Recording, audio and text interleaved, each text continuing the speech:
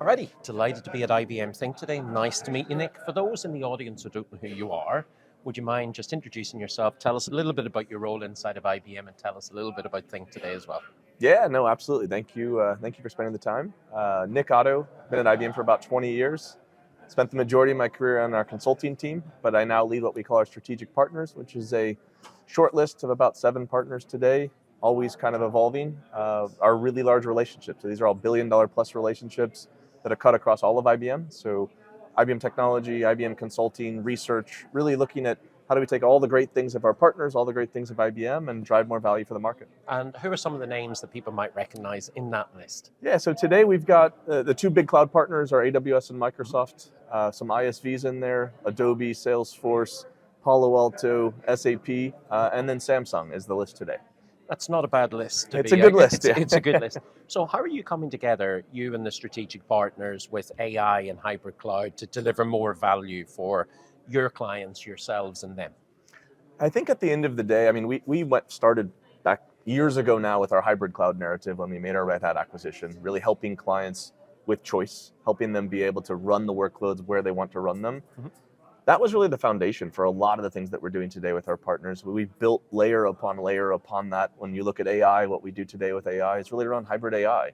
How do we make sure our capabilities work well with our partner capabilities? How do we make sure that our clients can run those capabilities wherever they want to run them on Red Hat OpenShift? So really, we're seeing more and more of these collaborations be very, very intentional. Us working together to fill product gaps to help our clients at the end of the day accomplish the things that they want to accomplish. Oh, brilliant. And we're starting to hear a lot at this event about Agentic AI, and you're working with Oracle and Salesforce. Yep. What are the things you're doing there to add value with Agentic AI? What's happening? Yeah, no, I mean, the agent space, as we've all heard over the last couple of days, I'm sure you hear a lot more than I do, it's crowded. There's lots of things happening. Lots of ISVs are creating agents, lots of consultancies are creating agents, companies are creating their own agents. Really what we're looking to do is embrace those investments that our clients are making. I think what we're doing with Salesforce is kind of a good bi-directional version of that, where they now have the Slack marketplace around agents. We're bringing our HR agent into that world, which already runs on Slack today. It's actually what we use internally at IBM. Then you look at it the other direction, building Watson Orchestrate agents that work really well with Agentforce for doing sales prospecting work. So I think that kind of like bi-directional agent-to-agent type collaboration is a huge focus for us. You mentioned Oracle. We've got some exciting new stuff happening with them as well, starting around the HCM space. So helping to build Watson Orchestrate agents that can work with the capabilities within the Fusion portfolio, starting with HR. But I think at the end of the day, what we're finding is most of our clients are looking for help on how do I take all of these different capabilities, what are the gaps that I have, and how do I make sure that I can actually, not to overuse the word orchestrate, but how do I orchestrate all of that together to drive the business outcomes that I'm looking for?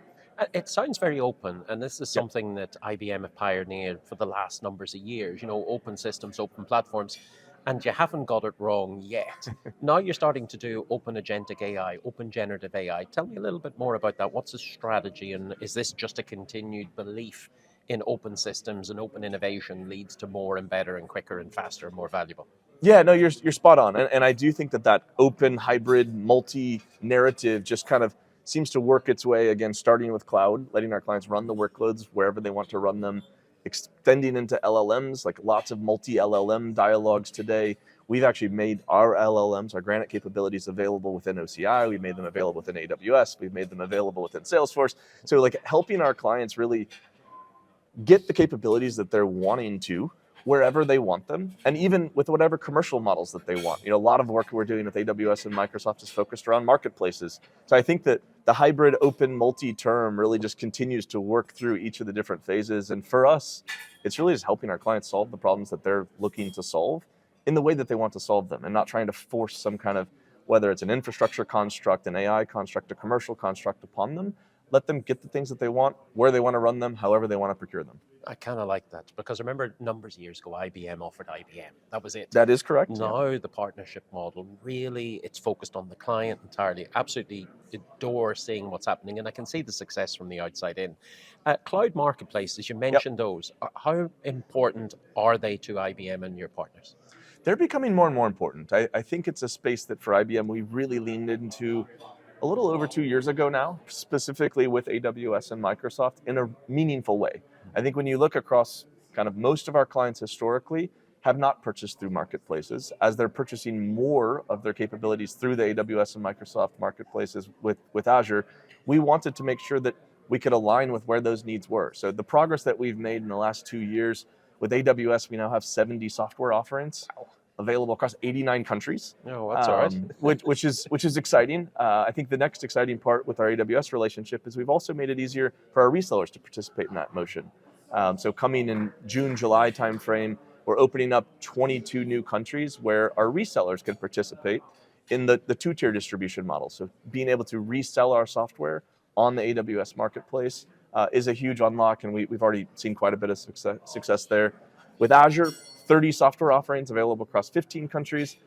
So a lot of investment, a lot of focus, and what we're trying to get from that, I think, is again, helping our clients get the things that they want the way that they want them. We're also seeing a lot of uplift around new customers, new to IBM customers, new to IBM software customers that are using those marketplaces to build, whatever their internal infrastructure is from a software perspective, and pull our pieces in where it makes the most sense. So we're really excited about where we are and where we're heading.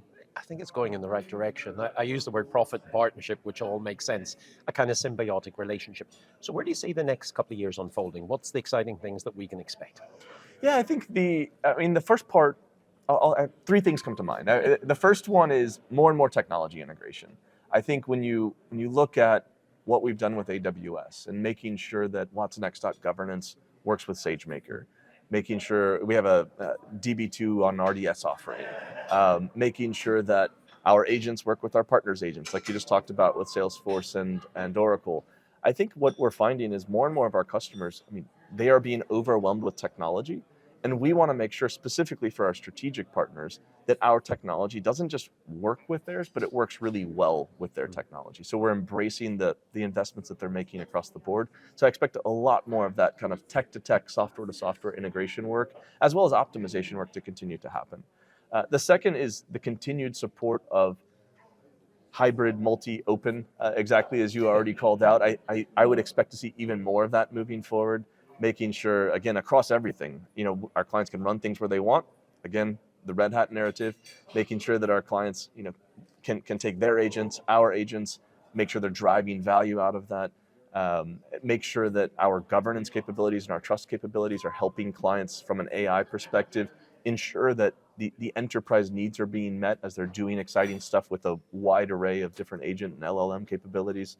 And then finally, back to the topic we were just on, more and more creative commercial constructs. I think our clients and the way the market continues to evolve is we want to make sure that clients can get what they want from IBM the way that they want to get it. So as we get more requests from our clients to bring more software to these marketplaces, as we get kind of maybe opportunities to find more alignment points with other parts of our ecosystem. So our sell partners, as I mentioned earlier, our build partners, we have a lot of progress in that space, or our service partners, really letting these strategic partners in some way be a glue that pulls together all of those different motions is a huge focus for us moving forward.